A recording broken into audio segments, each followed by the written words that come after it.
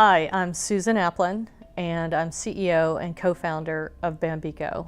Bambeco is a multi-channel retailer that designs and manufactures sustainable home goods.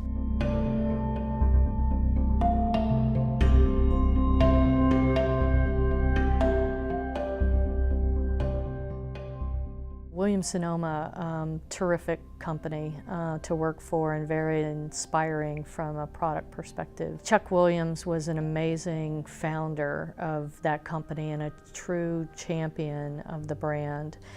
In my role there, I oversaw catalog and e-commerce, the direct-to-consumer business, and I would find myself traveling with Chuck from time to time, and it was on one of our trips where I got to spend about 3 hours hearing his life story and sort of talking to him about what was important in life, that Chuck told me the fundamental sort of mantra that he had, and that is, if you can find that true passion, that thing that makes you spark every day and just go for it, the world will fall in love with you in the process. I never let that conversation go, and when I decided to do Bambeco, his voice was definitely in my ear, telling me to go for it. This was my true passion.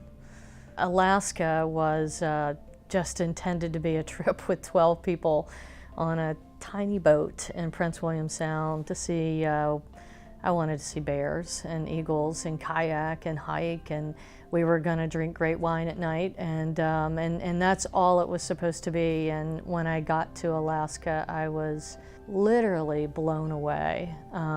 It is everything not man-made, and was so inspiring. But I found myself hiking and speaking with fishermen throughout that trip.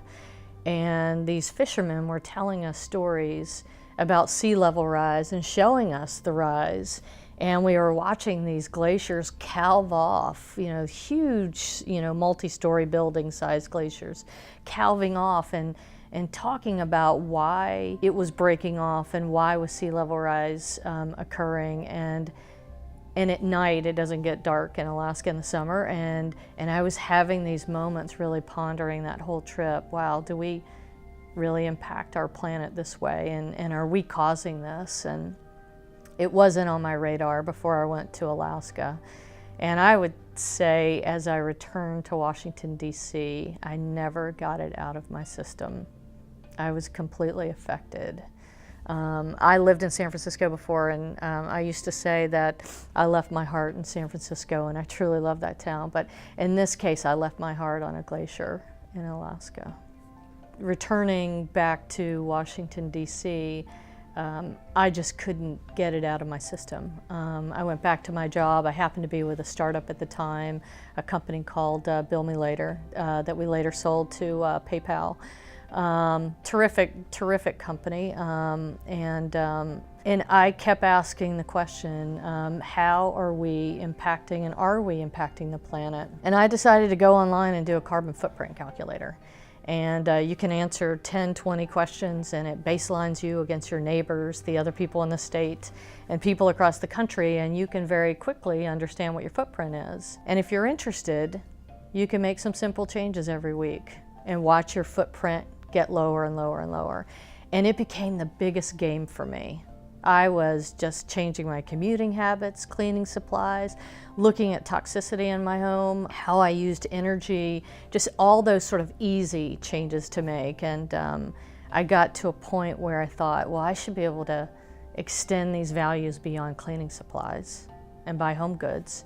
And I looked in Western Europe, I looked across the US, and besides hemp pillows, there was really nothing to buy in 2007 that would be considered eco-friendly or sustainable. So this process went on for, I'd say, about 6 months, and then I went to Carolyn Wapnick, my co-founder, and I told her I had a very crazy idea, that I wanted to quit my job, and that I wanted to start this company.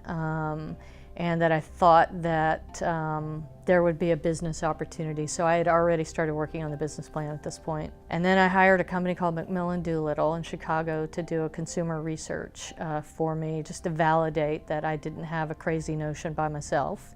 And I found out in 2008 that 59% of the US population agreed with me that if style, price, and quality were there, and I'd even pay a little more, they would want sustainable home goods products.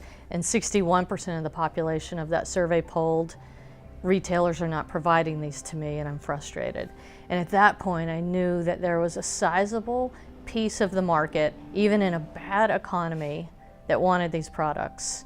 And now I had a thesis, and I needed to prove, okay, will they execute at the poll, at the point of sale? And I did it. I quit and spent a year talking to scientists, going to factories, really dissecting all the categories in the home goods space to define, if I'm a glass, what makes me sustainable? If I'm a pillow, what makes me sustainable? If I'm dinnerware, what makes me sustainable?